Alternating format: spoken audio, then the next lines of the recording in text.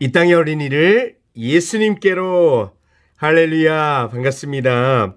오늘은 어린아이들에게 복음을 전하는 방법 두 번째 시간으로 썩은 복숭아라는 복음 도구를 사용하여 복음을 전하는 방법을 함께 나누도록 하겠습니다. 시작할까요? 자, 혹시 여러분은 어떤 과일을 좋아하나요? 여러분이 좋아하는 과일은 무엇인가요? 어떤 친구는 사과를 좋아하기도 하고 어떤 친구는 수박을 좋아하기도 할 거예요. 선생님은 짜자자잔 혹시 무엇인지 알고 있나요? 자, 이것은 복숭아입니다. 선생님은 복숭아를 좋아해요. 복숭아가 정말 탐스럽고 먹음직스럽게 보이죠? 한 입 먹으면 정말 맛있겠죠? 그런데 이렇게 맛있는 복숭아, 사과, 여러분이 좋아하는 수박, 맨 처음에 누가 만들었을까요? 그래요, 바로 하나님께서 만드셨어요. 하나님은 이 복숭아뿐만 아니라 이 세상과 이 세상에 있는 모든 것을 만드셨어요. 그리고 더 놀라운 것은 사람을 만드시고 바로 여러분도 하나님이 만드셨다는 거예요. 이 놀라우신 하나님은 오늘도 살아계셔서 여러분에 대한 모든 것을 알고 계시고 여러분을 사랑한다고 말씀하세요. 하지만 우리는 이 하나님의 사랑을 잘 깨닫지 못해요. 왜 그럴까요? 그 이유는 이 복숭아를 잘라보면 알 수 있어요. 자, 함께 복숭아를 한번 반으로 잘라보도록 하겠습니다. 우리 하나, 둘, 셋 외쳐볼까요? 시작. 하나, 둘, 셋. 우와. 복숭아를 반으로 잘랐더니 여러분 어떻게 되었나요? 맛있어 보이던 복숭아가 속이 썩어 있었네요. 이 복숭아는 겉으로 보기에 탐스럽고 먹음직스럽게 보였는데 정말 속은 썩어 형편없네요. 그런데 여러분의 마음도 이 썩은 복숭아와 같다면 얼마나 끔찍한 일일까요? 그러나 하나님께서는 예레미야 17장 9절 말씀에 만물보다 거짓되고 심히 부패한 것이 사람의 마음이다 라고 말씀하시면서 모든 사람의 마음이 이 복숭아처럼 썩어 있다고 말씀하고 계세요. 모든 사람이 죄를 가지고 있기 때문에 그 마음은 더럽고 썩어 있는 것과 같아요. 그렇기 때문에 우리는 거짓말하고 욕하고 싸움하고 미워하는 등 아주 나쁜 죄를 자꾸만 짓게 되는 거예요. 죄 때문에 하나님도 모르고 또 그 하나님의 사랑에 대해서 알지 못하게 되는 거예요. 하나님은 이런 것을 기뻐하지 않으세요. 그러면 누가 이런 죄를 짓고 또 이런 죄를 가지고 있는 걸까요? 어떤 친구는 저는 이런 죄가 하나도 없어요. 그래서 한 번도 나쁜 짓을 안 했어요. 라고 말하는 사람이 있을지 몰라요. 정말 그럴까요? 아마 그렇게 말하는 사람은 그 순간 죄를 짓게 되는 거예요. 죄가 없는 사람은 아무도 없어요. 겉모양은 예뻐 보이고 깨끗해 보이지만 모두 죄를 가지고 또 나쁜 죄를 짓고 살아가고 있어요. 그리고 이 죄 때문에 천국에 못 가고 형벌받는 곳 무서운 나라에 갈 수밖에 없어요. 여러분은 이런 죄를 그대로 갖고 있기를 원하나요?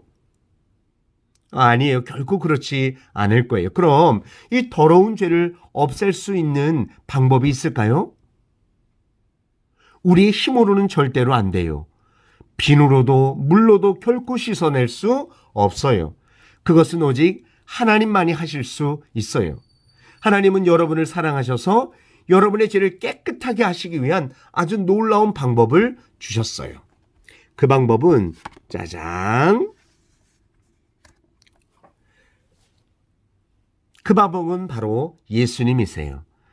하나님은 하나밖에 없는 외아들 예수님을 죄인인 여러분을 위해 아름다운 하늘나라에서 이 세상에 보내셨어요. 그날이 바로 성탄절 크리스마스예요. 이 세상에 오신 예수님은 불쌍한 사람들을 돌보시고 하나님 나라의 이야기를 들려주시면서 전혀 죄 없이 살아가셨어요. 그런데 죄 없으신 하나님의 아들 예수님은 손과 발에 못 박히시고 머리에는 가시에 찔린 채 십자가에 매달려 피 흘려 죽어주셨어요. 여러분, 왜 죄 없으신 예수님이 피를 흘려 죽으셨을까요? 성경 히브리서 9장 22절 말씀에는 피 흘림이 없은즉 사함이 없다라고 말씀하세요. 죄 없으신 예수님의 피 흘림이 없이는, 죄 없으신 예수님의 피 흘림이 없이는 우리의 죄가 하나님 앞에서 용서될 수 없기 때문이에요. 예수님의 피는 우리가 지은 죄의 값을 다 갚으시고 죄를 해결하셨어요. 그 후에 하나님의 아들 예수님은 죽으시기 전에 말씀하신 대로 3일 만에 다시 살아나셨어요. 무덤에서 장사 지낸 후에 죄와 죽음을 이기시고 다시 살아나신 거예요. 그리고 많은 사람들이 지켜보는 가운데 하늘나라로 가셨고 지금은 하나님 보좌 우편에 앉아 계세요. 예수님은 지금도 살아계셔서 이 이야기를 듣고 있는 여러분의 마음의 문을 똑똑똑 노크하시며 두드리시며 말씀하고 계세요. 요한계시록 3장 20절 말씀에 볼지어다 내가 문 밖에 서서 두드리노니 누구든지 내 음성을 듣고 문을 열면 내가 그에게로 들어가 라고 말씀하세요. 만약 여러분이 예수님이 여러분을 위해서 죽으심으로 여러분의 모든 죄를 다 용서하셨다는 것을 믿고 예수님을 마음에 모셔드린다면 여러분의 모든 죄는 용서받고 깨끗한 마음으로 하나님의 나라에 갈 수가 있어요. 여러분 지금 예수님을 여러분의 마음속에 모셔드리기를 원하나요? 그렇다면 이렇게 기도할 수 있어요. 한번 따라서 기도할까요? 하나님 아버지, 저는 죄를 지었어요. 저의 죄를 대신해서